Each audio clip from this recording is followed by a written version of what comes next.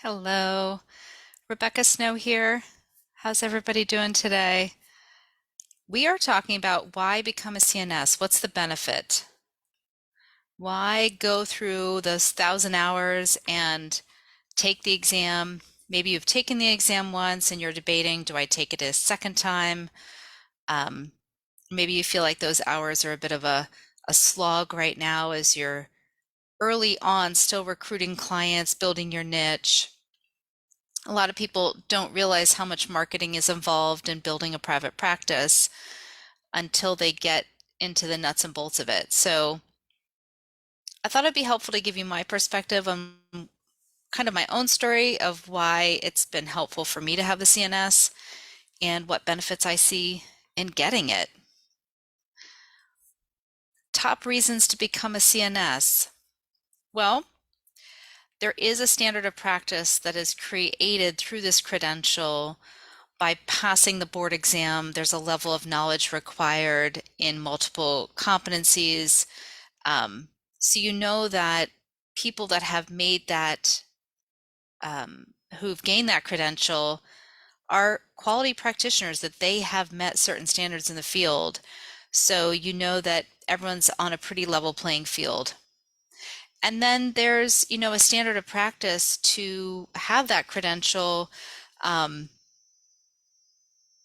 of ethics and client confidentiality, um, of staying up to date with the evidence base and maintaining CEUs, so staying current in research and medical nutrition therapy practices. That's number one. Number two, community.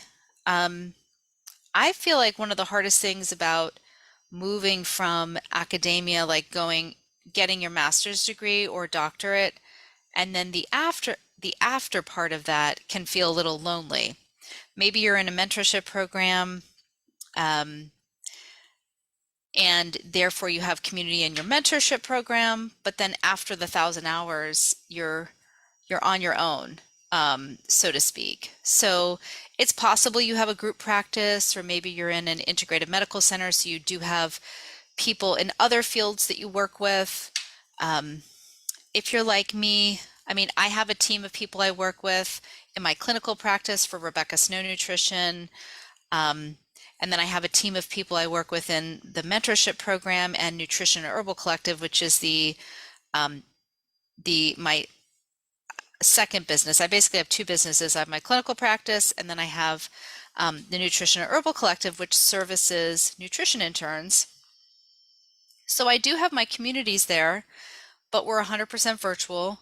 So, um, I can't just walk into somebody's office and be like, how do you work with liver cirrhosis, Um, and the CNS does have some online forums.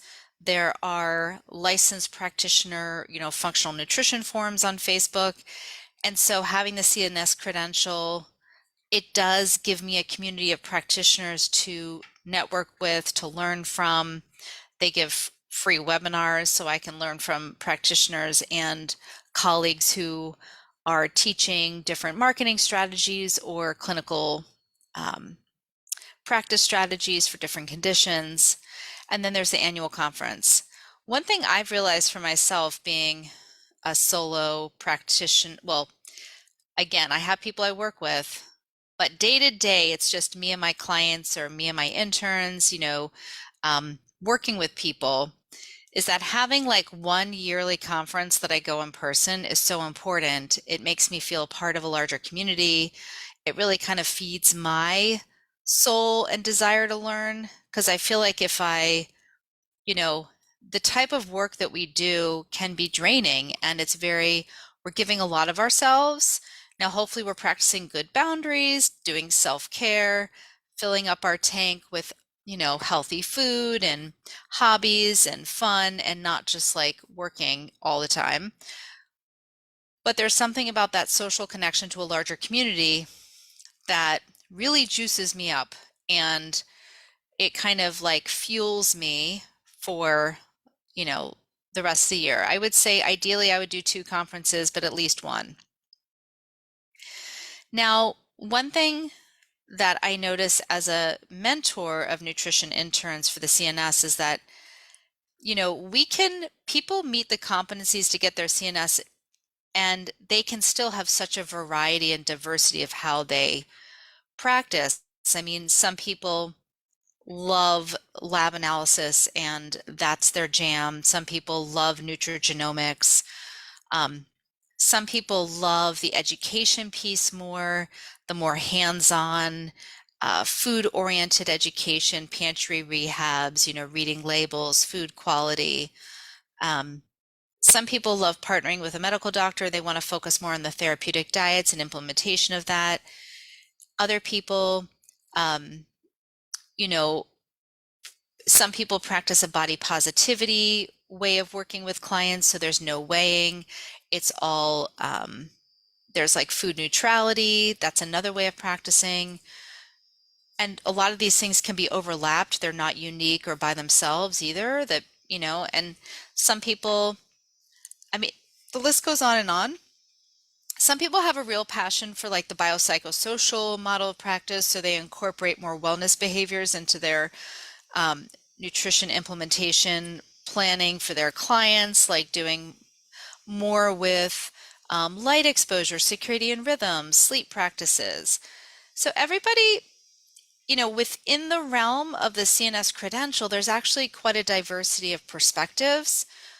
People have different niches. Folks have different ways of looking at things. So even though there's a quality and a standard of practice, I feel like it is a diverse community with a lot of different perspectives.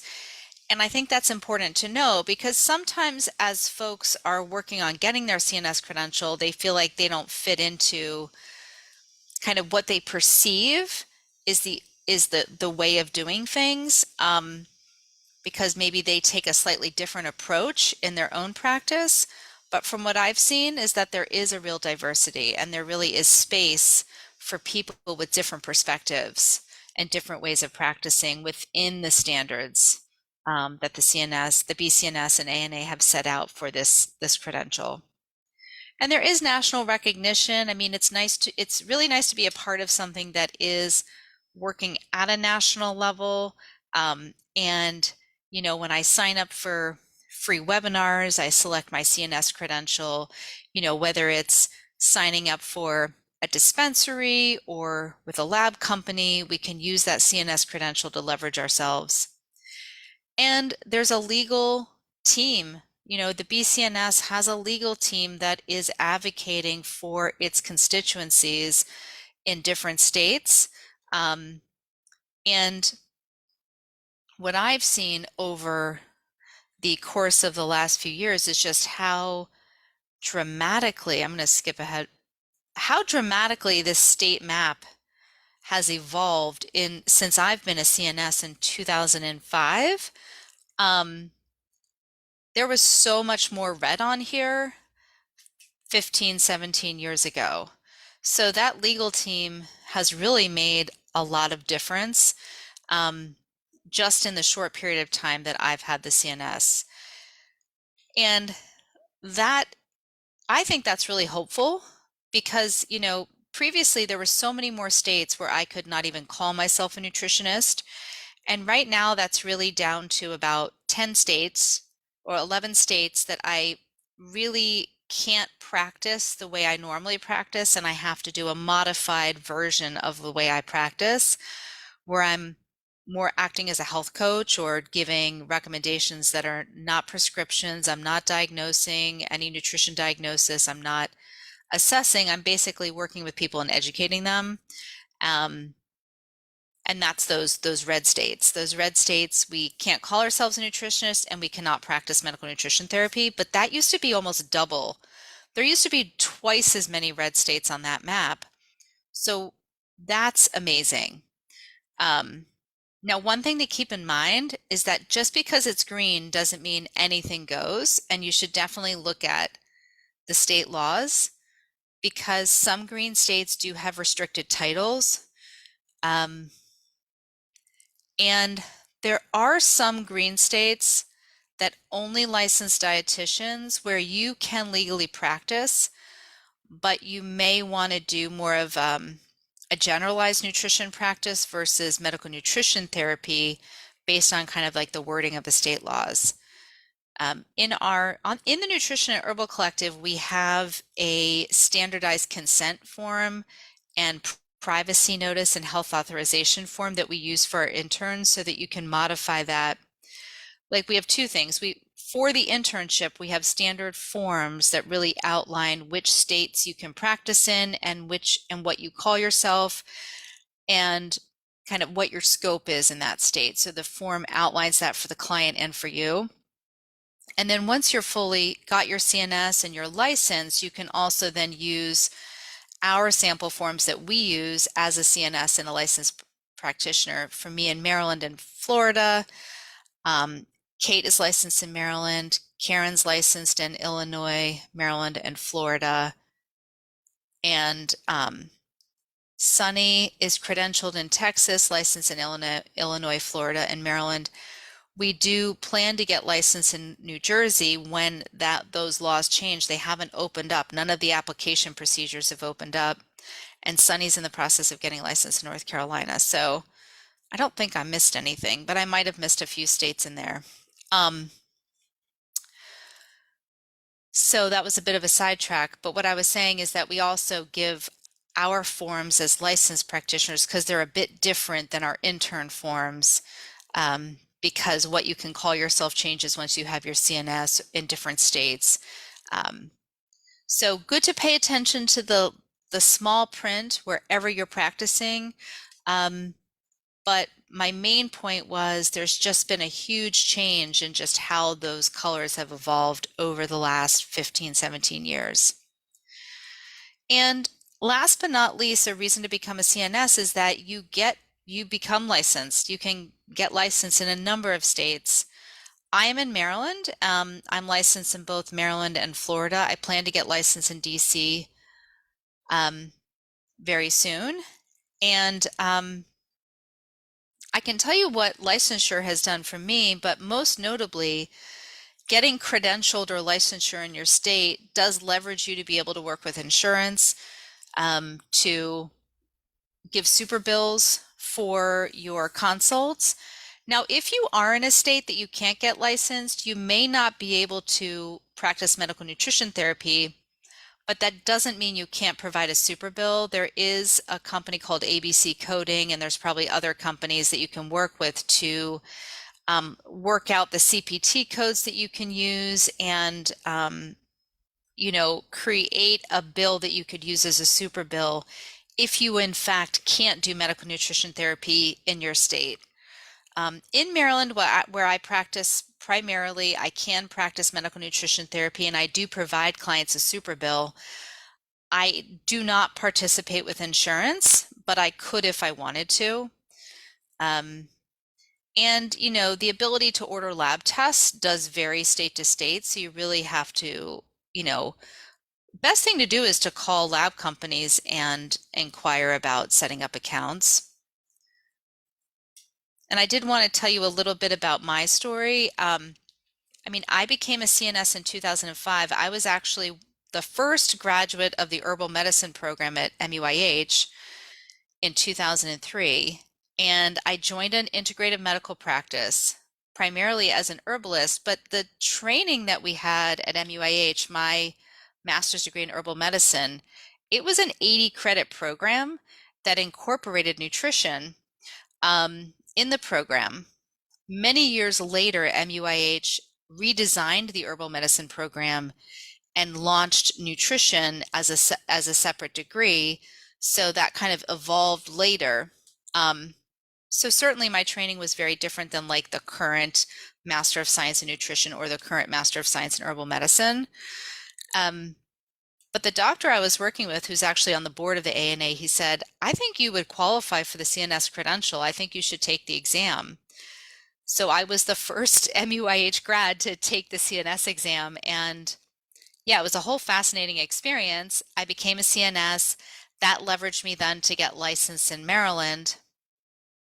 And my practice has evolved so much since then. Now I serve on the Maryland Board of Dietetic Practice as chair of the board.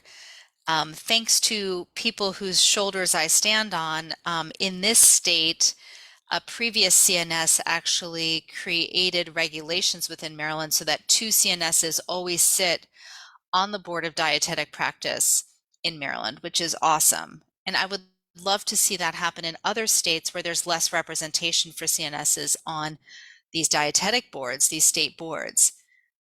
And I mean, that's part of why it's so confusing to practice legally in the United States, is because of all these different state laws. And it's another reason why it's helpful to work with a mentor, because just working with folks who are knowledgeable about the state by state variations and the legalities of practice, both as an intern as a CNS, is super helpful. But I would say that that decision to apply for the CNS and the journey that I've been on since then, I don't think that my career would have taken the turns that it took if I hadn't done that. I mean, I know it wouldn't have. Just working in academia, being the founding director of the Master of Science in Nutrition program at MUIH, teaching, writing publications, speaking at conferences, and running a clinical practice in these two businesses that I run. I mean, a lot of that was leveraged um, through that credential and becoming licensed in the state of Maryland, um, and being a part of that community. So that is my story. And those are the benefits of, in my opinion, of doing the CNS credential.